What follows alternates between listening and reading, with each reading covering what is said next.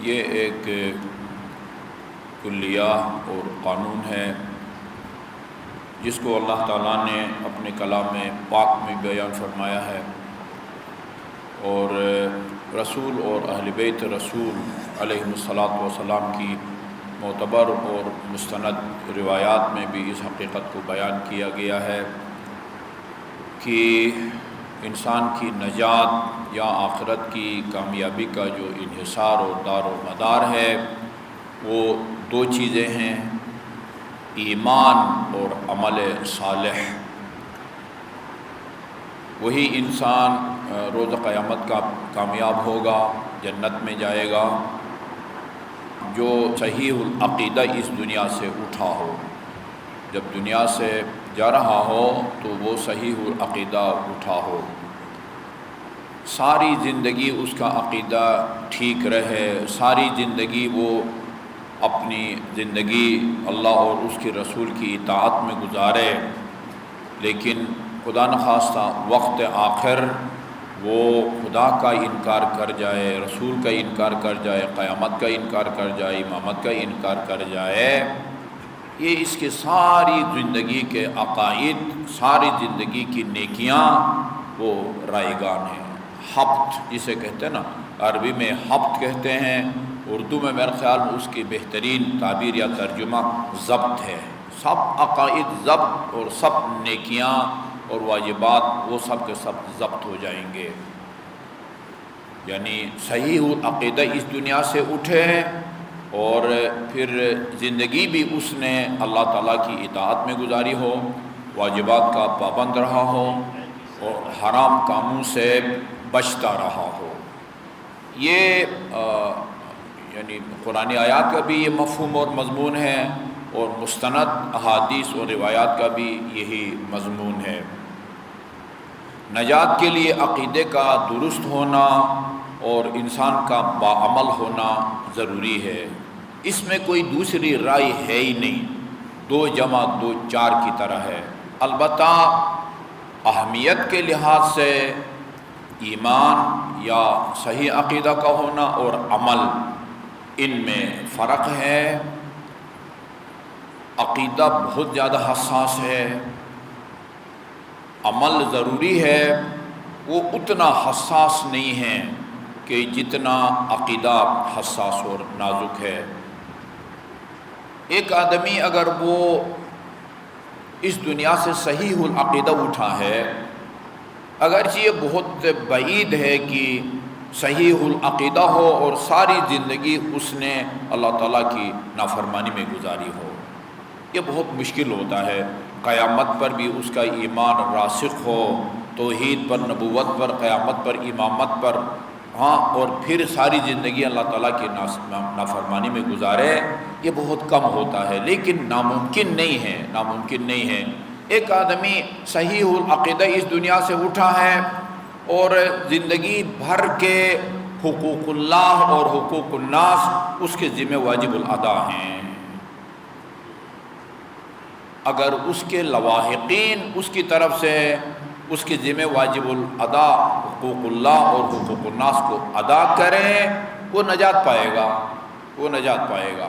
البتہ وہ جتنی جلدی اس کے حقوق کو ادا کریں گے، اسی حساب سے وہ آگے جو ہے نا وہ اس کا وہ سفر یا عالم آخرت کے سفر کے جو مراحل ہیں وہ آسان ہو جائیں گے، اور جتنی تاخیر سے اس کے ذمہ واجب الادا حقوق اللہ یا حقوق الناس کو ادا کریں گے، اسی حساب سے پھر وہ بڑے مشکلات سے گزرتا ہوا اپنے ان گناہوں کا کفارہ ادا کرتا ہوا، سزا بھگتتا ہوا، اور پھر جو ہے نا وہ اپنی منزل مقصود تک پہنچے گا۔ عقیدہ اگر صحیح ہے، بے عمل بھی اس دنیا سے اٹھا ہو اور اس کے لواحقین اس کی طرف سے اس کے واجبات کو بجا لائیں، حقوق اللہ جو تھے وہ بھی بجا لائیں، نمازیں نہیں پڑھی وہ بھی لواحقین نے خود پڑھی یا کسی کو معاوضہ دے کے پڑھائیں، نماز، روزہ، حج، یا وہ کسی کا مقروض تھا، قرض ادا کرنے سے پہلے مرحوم ہو جاتا ہے اور اس کے لواحقین اس کی طرف سے قرض ادا کر دیتے ہیں۔ یعنی ساری زندگی بے عمل گزارنے کے باوجود اس کو نجات ملے گی اگر اس کو اس کے لواحقین اس کے حقوق کو ادا کریں. بالکل ادا نہ کریں پھر اسی حساب سے اس کو سزا ملے گی، کفارہ ادا کرنا پڑے گا. ہو سکتا ہے اس کو کچھ عرصہ جو ہے نا وہ جہنم میں بھی گزارنا پڑے. پھر گناہوں کا کفارہ ادا کرنے کے بعد، یہ بات ہمارے عقائد میں لکھی ہوئی ہے، کچھ لوگ جہنم میں ڈالے جائیں گے اور جب وہ سزا بھگتنے کے بعد جب نکلیں گے ان کا رنگ کوئلہ کی طرح ہوا ہوگا، کوئلہ کی طرح ہوا ہوگا، اور وہ اس قابل نہیں ہوں گے کہ وہ جنت کے نورانی لوگوں کے ساتھ جا کے ان کے صف میں شامل ہوں. کوئی مخصوص قسم کا چشمہ ہوگا، اللہ تعالیٰ اس سے فرمائے گا جاؤ اور اس چشمے میں نہاؤ، اور یہ جو ہے نا تیرا رنگ ٹھیک ہو جائے. اس میں نہائے گا، پھر اس کا رنگ بھی ٹھیک ہو جائے گا اور ان جنتیوں کے صف میں جا کے کھڑے ہونے کے قابل ہوگا. یہ ایک قانون ہے، اس میں کوئی دوسری رائے نہیں ہے کہ اگر انسان عقیدہ بھی اس کا ٹھیک ہے اور باعمل بھی ہے، واجبات کا پابند رہا ہے، محرمات سے حرام کاموں سے بچتا رہا ہے، اس نے سیدھا جنت میں جانا ہے، سیدھا جنت میں جانا ہے، اور اس کے دل سے موت کا خوف بھی جاتا رہے گا. اسی لیے امیر المومنین نے فرمایا کہ بھئی اگر تم واجبات کو بجا لاؤ، حرام کاموں کو ترک کرو، اخلاق حسنہ سے آراستہ ہو، پھر فلا تبال بالموت، پھر تجھے پرواہ نہیں ہونی چاہیے کہ موت تمہارے اوپر آ کے گرتی ہے یا تم موت کے اوپر آ کے گرتے ہو.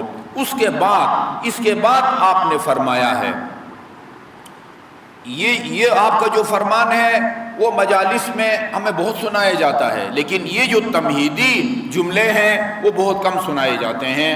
ابو طالب کے بیٹے کو پرواہ نہیں ہے کہ موت اس کے اوپر آ کے گرے یا موت اس کے اوپر آ کے گرے. اس سے پہلے یہ جملے ہیں، یا اس نے کہا کہ جب موت کی تیاری کا کیا طریقہ ہے، آپ نے فرمایا موت کی تیاری کے لیے یہ 3 کام کرنے ہوتے ہیں. اداء الفرائض، واجبات کو بجا لانا ہوتا ہے، حرام کاموں کو ترک کرنا ہوتا ہے، واکتساب المکارم، حسن خلق کو اپنانا ہوتا ہے، بد اخلاقی سے اپنا آپ کو بچانا ہوتا ہے. فَإِذَا فَعَلْتَ ذَلِكَ، یہ 3 کام کر لو پھر تمہیں پرواہ نہیں ہوگی کہ موت تمہارے اوپر گرتی ہے یا تم موت کے اوپر گرتے ہو. پھر فرمایا چنانچہ ابو طالب کے بیٹے کو پرواہ نہیں ہے کہ موت اس کے اوپر آ کے گرتی ہے یا یہ موت کے اوپر جا کے گرتا ہے. وہ تو امام المتقین ہیں، قائد الغر المحجلین ہیں. تو یہ کنفرم بات ہے، اس میں کوئی شک نہیں ہے. اور اسی حقیقت کو رسول اکرم صلی اللہ علیہ وسلم نے مختلف تعبیریں مختلف ہیں، قرآن کی اور سنت کی تعبیریں مختلف ہیں، مگر ان تمام تعبیروں، ان تمام عبارتوں کا اور جملوں کا نتیجہ اور مقصد ایک ہے.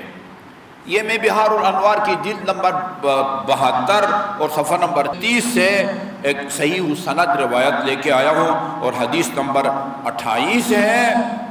یعنی تحقیق سے دلچسپی رکھنے والے طلاب کرام کے لیے میں حوالہ بھی دے رہا ہوں. بہار کی جلد نمبر 72 ہے اور صفحہ نمبر 30 ہے، حدیث نمبر 22 ہے.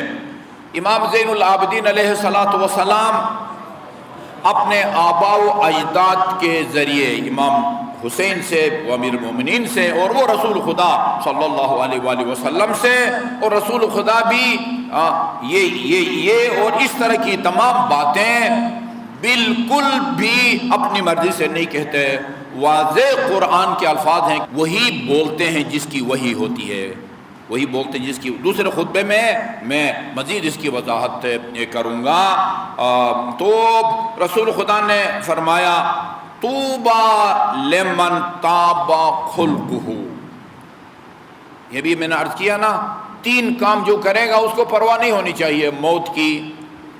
واجبات کا پابند ہو، حرام کاموں سے بچتا رہا ہو، اخلاق حسنہ سے آراستہ رہا ہو، بد اخلاقی سے پیش نہ آئے اہل خانہ کے ساتھ یا معاشرے کے دیگر احباب کے ساتھ. اپنے آفس میں، اپنے کلاس میں، مارکیٹ میں بد اخلاقی انتہائی خطرناک ہے. میں نے بتایا تھا سعد جس کے فرشتوں میں جنازے میں ہزاروں فرشتوں نے وہ شرکت کی، اور اس کے بارے میں رسول خدا نے فرمایا ابھی اور اسی وقت وہ عذاب قبر میں مبتلا ہے، اس لیے کہ وہ بد اخلاق تھا، اہل خانہ کے ساتھ اس کا سلوک برتاؤ وہ صحیح نہیں تھا۔ یعنی واجبات اور محرمات کے ساتھ اسی اہمیت کے ساتھ امیر المومنین علیہ الصلوۃ والسلام نے یعنی اخلاق کو بیان کیا ہے۔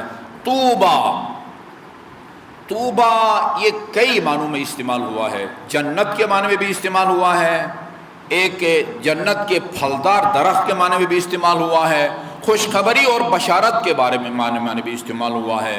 طوبہ جیسے وہ حدیث میں ہے، یہ جو حوالے میں اکثر دیتا رہتا ہوں، یہ فضائل الشیعہ، مرحوم صدوق کی کتاب فضائل الشیعہ، آج پھر تاکیداً عرض کرتا ہوں، فضائل الشیعہ اور صفات الشیعہ، ان دونوں کتابوں کو خریدیں، ان کو پڑھیں اور ان کے مطابق وہ ایک وہ پڑتال کہتے ہیں نا، پرانے زمانے میں آپ نے کوئی جمع کی ہے، ضرب دیا ہے، تفریق، اچھا بھئی یہ جو جواب ہم نے نکالا ہے وہ صحیح ہے یا نہیں ہے، اس کے لیے ایک پڑتال کیا جاتا۔ ان دونوں کتابوں کو پڑھیں، اس میں اپنے بارے میں پڑتال ہے، وہ پتہ چل جائے گا۔ فارسی میں کہتے ہیں منانم کی من دانم، میں کیا ہوں سب سے زیادہ میں جانتا ہوں کہ میں کون ہوں، ٹھیک ہے جی۔ صفات الشیعہ اور فضائل، بڑی کتابیں بھی نہیں ہیں، کتابچے ہیں، کتابچے، فضائل الشیعہ، شیعوں کے فضائل، اور آگے وہ شیعہ ہوتے کون ہیں جن کے یہ فضائل ہیں۔ یہ دونوں کتابیں جو ہے نا وہ دونوں کو ساتھ ساتھ پڑھیں گے تو اللہ کی رحمت سے مایوسی بھی نہیں ہوگی، اور ایسی جو ہے نا وہ غیر ضروری جو ہے نا وہ حوصلہ بھی نہیں ملے گا، آپ کو اعتدال میں رکھے گی۔ یہ دونوں کتابیں فضائل الشیعہ اور صفات الشیعہ۔ اس کی جو سب سے پہلی حدیث ہے اس کا ایک جملہ یہ ہے، الا من احب علی، رسول خدا نے فرمایا الا من احب علی لا یخرج من الدنیا حتی یاکل من طوبہ، جو علی سے محبت کریں وہ اس وقت تک اس کو موت نہیں آئے گی جب تک اپنی زندگی میں شجرہ طوبہ نامی پھلدار درخت کا پھل جب تک اس دنیا میں نہیں کھائے گا اس وقت تک اس کو موت نہیں آئے گی۔ یہ یعنی موقع اور محل آپ کو بتائے گا کہ طوبہ کہاں بشارت کے معنی میں استعمال ہوا ہے، خوشخبری کے بارے میں کہاں پھلدار درخت کے بارے میں استعمال ہوا ہے، یا کہاں جنت کے بارے میں استعمال ہوا ہے۔ رسول خدا کا فرمان حتی یاکل من طوبہ، یہ یاکل سے پتہ چلتا ہے کہ اس سے مراد یعنی پھلدار درخت ہے جس کا نام طوبہ ہے۔ اچھا جی، اب یہاں بہت سارے معنی لیے جا سکتے ہیں، متعدد معنی لیے جا سکتے ہیں۔ طوبی لمن طاب خلقہ، بشارت ہے یا جنت ہے، یا وہ طوبہ نامی پھلدار درخت کا پھل نصیب ہوگا اس کو، لمن طاب خلقہ۔ اس کو دو طریقے سے پڑھا علماء نے، خلقہ بھی پڑھا ہے، خلقہ بھی پڑھا گیا ہے۔ خلق کا ہو تو اس کا مطلب اخلاق ہوگا، بد اخلاق نہیں ہے بلکہ خوش اخلاق ہے۔ خلق ہو اس کا مطلب یہ کہ یعنی جس طینت اور جس خمیرے سے اس کو پیدا کیا ہے وہ پاک اور پاکیزہ ہو، وہ پاک اور پاکیزہ ہو۔ جیسے روایات میں ہے شیعتنا خلق من فاضل طینتنا، جس خمیرے سے ہم کو پیدا کیا گیا ہے وہ اس سے بچے ہوئے جو خمیرہ ہے اس سے ہمارے شیعوں کو پیدا کیا گیا ہے۔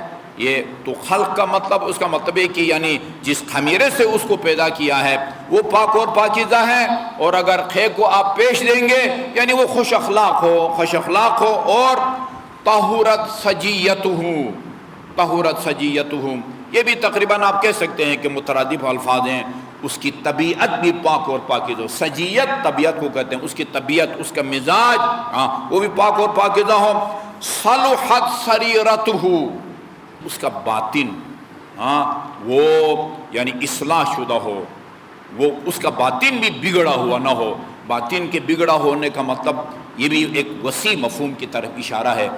سریرا باطن پوشیدہ چیز وہ یعنی واجبات کا بجا لانا، محرمات کا ارتکاب کرنا، اچھے اخلاق سے پیش آنا، یہ ظاہری عمل ہے. سریرا ایک باطنی چیز ہے، وہ عقیدہ کی طرف اشارہ ہے، خدا پر اس کا ایمان، اسی طرح توحید پر اس کا ایمان، نبوت پر، عدل الہی پر، امامت پر، قیامت تک، یہ سریرہ ہے. اس کا باطن بھی، نیت بھی اس کی ٹھیک ہو، نیت بھی ٹھیک ہو، عبادات جو انجام دیتا ہے اللہ کی خوشنودی کے لیے انجام دے، ریاکاری کے لیے یا لوگوں کی خوشنودی کے لیے وہ انجام نہ دے. یہ ساری باتیں سریرہ ہیں. باطن اس کا وہ بھی وہ جو ہے نا وہ بگڑا ہوا نہ ہو. وہ حسنت علانیتہ، اس کا ظاہر بھی بہترین ہے، حسین ہے، اور باطن بھی ہے. آگے وَأَنْفَقَ الْفَضْلَ مِنْ مَالِهِ، اللہ تعالیٰ نے کبھی یہ نہیں فرمایا کہ بھائی وہ خود بھوکے رہو اور جو ہے نا وہ لوگوں کو، واجب نہیں ہے. البتہ یؤثرون علی انفسہم، وہ اپنے آپ کو پر دوسروں کو ترجیح دیتے ہیں. خود افطار کے لیے تیار شدہ چیزیں وہ ایک دن مسکین کو، ایک دن یتیم کو، ایک دن فقیر کو دے کے خود جو ہے نا وہ پانی سے ہی افطار کرتے ہیں. فقیر آیا تھا، امیر المومنین علیہ الصلوۃ والسلام نے خاتون جنت سے فرمایا کہ کچھ ہے اس کو دینے کے لیے؟ کہا وہ بچوں کے لیے کچھ رکھا ہوا ہے. فرمایا ہاں ان کو سلا دو، چراغ گل کر دو اور ان کو سلا دو، اور یہ ان کے لیے تیار ہے، اس فقیر اور نادار کو دے دو، یہ بیچارہ کئی دن کا بھوکا ہے. لیکن عام طور پر یہ آپ سے نہیں کہا گیا کہ جو آپ کماتے ہیں وہ راہ خدا میں دے دو، خمس کے طور پر، زکوٰۃ کے طور پر، جو ہے نا وہ خود جو بھوکا نہیں. جو آپ نے کمایا ہے اس کو اپنی ضروریات جائز اور مناسب ضروریات زندگی میں خرچ کرنے کے بعد کھاؤ پیو، بچوں کو پڑھاؤ، ان کی شادیاں کرو، حتیٰ زیارات وغیرہ بھی کرو. اس کے بعد جو بچ جائے اس کو بطور خمس دے دو، اس کی زکوٰۃ دے دو. یہ نا انفق الفضل من مالہ، ضروریات زندگی سے جو مال بچ جاتا ہے اس کو وہ راہ خدا میں خرچ کر دیتا ہے. بعض مقامات پر بطور واجب اور بعض مقامات پر بطور مستحب. یہ انفق الفضل من مالہ وامسک الفضل من قولہ، یعنی جو مال ضروریات زندگی سے بچ جائے، فالتو ہو، فالتو ایسی بس وہ بینک بیلنس بڑھا رہے ہیں، اس میں سے راہ خدا میں بھی دے دو. اور وہ امسک الفضل من قولہ، یعنی فالتو باتیں نہ کرے، اپنے آپ کو فالتو باتوں سے بچائے. نہج البلاغہ میں ہے جو زیادہ باتیں کرتا ہے غلطیاں بھی اس سے زیادہ سرزد ہوتی ہے. معصوم خطا تو ہوتا نہیں ہے، بولتا جائے گا. ضروری نہیں کہ ساری باتیں صحیح ہوں اور مناسب ہوں، غلطیاں بھی انسان سے سرزد ہوتی ہیں. لہذا کوشش کرنی چاہیے کہ بندہ جو ہے نا وہ زیادہ باتیں نہ کرے. اور وہ انصف الناس من نفسہ، اور توبہ کس کے لیے ہے؟ انصف الناس من نفسہ، لوگوں کے ساتھ انصاف سے پیش آئے. بعض چیزیں ہوتی ہیں وہ انسان کے جو ہے نا اختیار میں نہیں ہوتی. 2 شادیاں کی ہوئی ہیں، ایک بیوی خوش اخلاق ہے، ایک بیوی بد اخلاق ہے. آپ یعنی غیر اختیاری طور پر دونوں کی برابر محبت آپ کے دل میں نہیں ہو سکتی. وہ جو گھڑی آپ کی بےزتی کرتی ہے اور وہ جو آپ کا احترام کرتی ہے، دونوں کے بارے میں جو ہے نا آپ کے برابر ان سے محبت ہو، لگاؤ یا جھکاؤ، یہ نہیں ہو سکتا. لا محالہ جو احترام کرتی ہے اس کی محبت ہوگی، جو احترام نہیں کرتی لیکن اس سے کم از کم اتنی محبت نہیں ہوگی. یہ جو قلبی جھکاؤ ہے وہ آپ کے اختیار میں نہیں ہے. جو آپ کے اختیار میں ہے اس میں عدل کا اور انصاف کا حکم ہے. دونوں کو ایک جیسے کپڑے بنا کے دو، ایک قیمت کے کپڑے بنا کے دو. یہ نہیں کہ جو پہلی ہے وہ پہلی ہے، پرانی ہے، بوڑھی ہے، اس کو وہ سستا کپڑا کا سوٹ بنا کے دیں، اور جو نئی ہے اس کو مہنگا کپڑے کا، اس کی رہائش اور ہو، اس کی رہائش اور ہو. یہ چونکہ آپ کے اختیار میں ہے، لہذا اس میں اگر آپ عدالت کر سکتے ہیں تو 4 کرو، ورنہ قرآن نے فرمایا ہوا الا فواحدہ. آپ کا عملی جھکاؤ اور برتاؤ اور سلوک اگر مساویانہ نہیں ہے پھر ایک پر گزارا کرو. تو جن کے پاس پہلے سے ایک سے زیادہ بیویاں ہیں یا بڑھانا چاہتے ہیں، ان کو ان قرآنی شرائط کا جو ہے نا وہ خیال رکھنا چاہیے. یا وَأَنْصَفَ النَّاسِ مِن نَفْسِهِ، لوگوں کے ساتھ انصاف سے پیش آئے. جس کے اندر یہ صفات پائی جائیں گی، طوبہ یا آپ کہیں اس کے لیے بہشت ہے، یا وہ طوبہ نامی پھلدار درخت کا پھل اس کو نصیب ہوگا، یا اس کو جنت کی بشارت ہو. اللہ تعالی ہمیں واجبات کی پابندی اور محرمات سے اجتناب اور پرہیز کی توفیق عطا فرمائے.